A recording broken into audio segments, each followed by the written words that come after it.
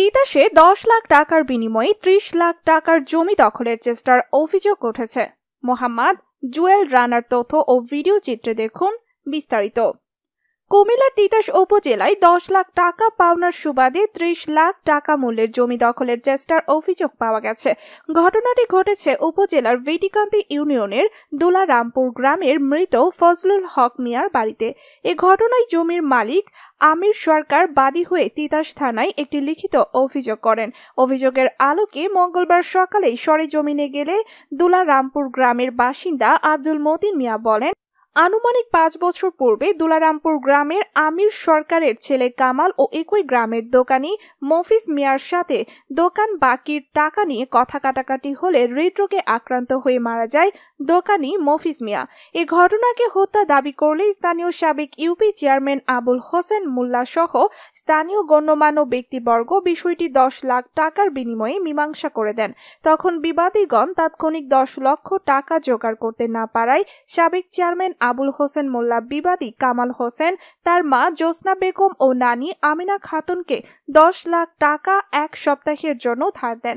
তার বিনিময়ে আবুল হোসেন মোল্লা বিবাদীগণের কাছ থেকে রাস্তার পাশে থাকা 11% একটি জমির মূল দলিল সহ প্রয়োজনীয় কাগজপত্র নিয়ে নেয়।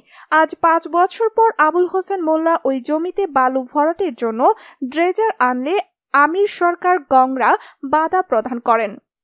এদিকে জমির মালিক আমির সরকার বলেন, আমি বিদেশে থাকা অবস্থায় গত 5 বছর পূর্বে আমার ছেলে কামাল এর সাথে দোকান বাকির টাকা নিয়ে দোকানি মফিজ মিয়ার সাথে হাতাহাতির ঘটনা ঘটে। ঘটনার কিছুক্ষণ পর মফিজ মিয়া হেঁটে বাড়িতে গিয়ে মাটিতে লুটিয়ে পড়ে এবং তার মৃত্যু হয়।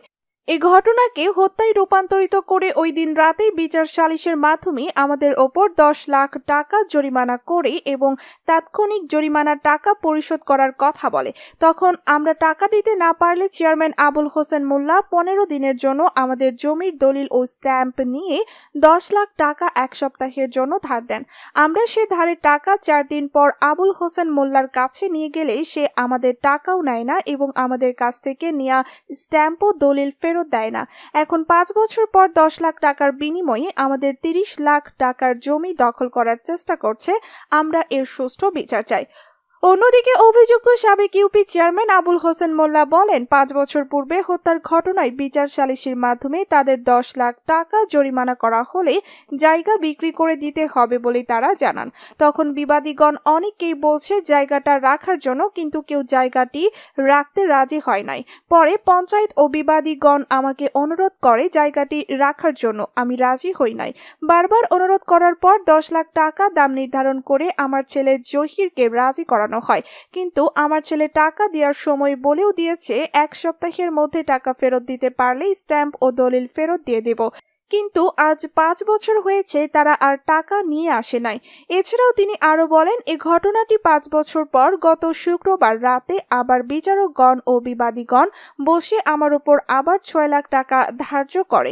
তাতেও আমি রাজি হয়েছি এবং তারাও রাজি হয়েছে। এখন ড্রেজার এনে মাটি ভরাট করতে গেলে তারা কেন বাধা দেয় তা আমি জানি না।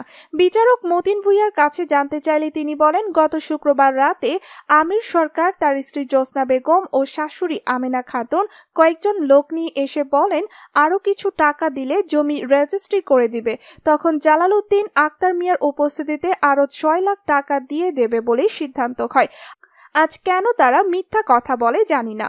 এ বিষয়ে তিতাস থানার অফিসার ইনচার্জ সুধীন চন্দ্র দাস বলেন, এই ঘটনায় একটি অভিযোগ পেয়েছি, তদন্ত সাপেক্ষে আইনগত ব্যবস্থা নেওয়া হবে।